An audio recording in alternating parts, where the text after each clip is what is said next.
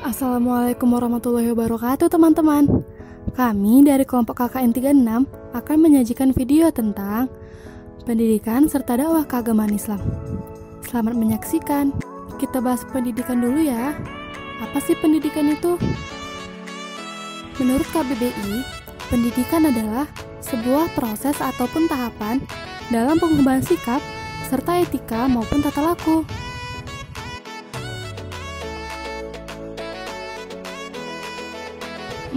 Pendidikan ada yang berdasarkan agama Islam juga loh. Nah, apa sih bedanya pendidikan dengan pendidikan Islam? Pendidikan Islam lebih condong terhadap memelihara hubungan dengan Allah, dirinya sendiri, dan lingkungan hidupnya. Lantas, tujuan pendidikan Islam apa ya? Tujuan pendidikan Islam adalah tanggung jawab kepada Allah, tanggung jawab kepada hati nuraninya sendiri, tanggung jawab kepada masyarakat, dan tanggung jawab serta memelihara semua yang terdapat di langit dan bumi. Salah satu tiang yang sangat penting dalam kebudayaan Islam adalah pendidikan dan dakwah. Kenapa ya? Karena dakwah adalah kegiatan yang bersifat menyeru, mengajak, dan memanggil orang untuk beriman dan taat kepada Allah.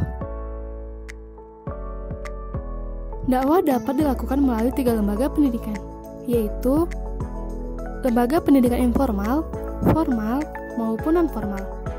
Apa sih pendidikan informal itu? Dan bagaimana sih ciri-cirinya? Berikut penjelasannya. Apa sih pendidikan formal itu? Berikut penjelasan serta ciri-cirinya. Lalu, bagaimana pendidikan non formal? Berikut penjelasannya. Lantas, apakah ada negara dengan pendidikan yang bagus? Ternyata ada loh. Berikut data-datanya. Ada Finlandia, Kanada, Cina, Korea Selatan, dan Selandia Baru. Itu adalah 5 negara teratas dengan sistem pendidikan yang bagus.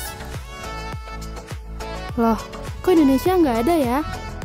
Menurut Lembaga Penilaian Pendidikan Internasional Program for International Student Assessment, atau yang disebut dengan PISA, Indonesia berada di posisi 72 dari 77 negara. Mengapa demikian?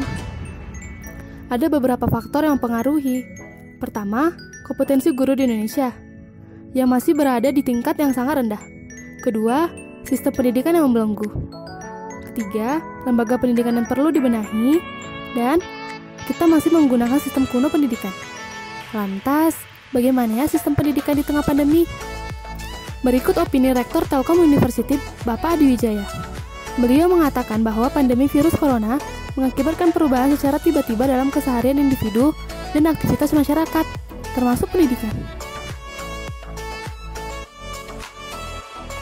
Lantas, sudah efektifkah metode belajar dari rumah di tengah pandemi di Indonesia? Ternyata belum efektif loh teman-teman, karena ada beberapa faktor yang mempengaruhi. Misalnya, kurangnya sinyal, dan adanya murid atau mahasiswa yang tidak mempunyai gadget. Berikut tanggapan para murid dan mahasiswa terkait pembelajaran daring.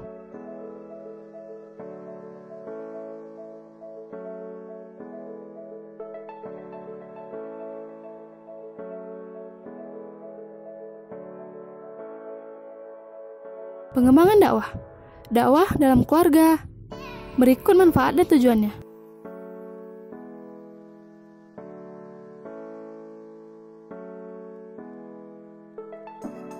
Kedua, dakwah dalam masyarakat. Berikut penjelasannya.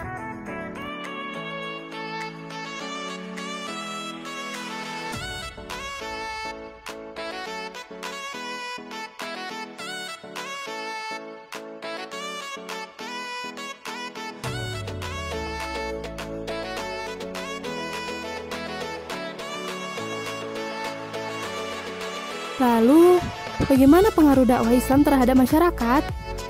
Yuk kita baca.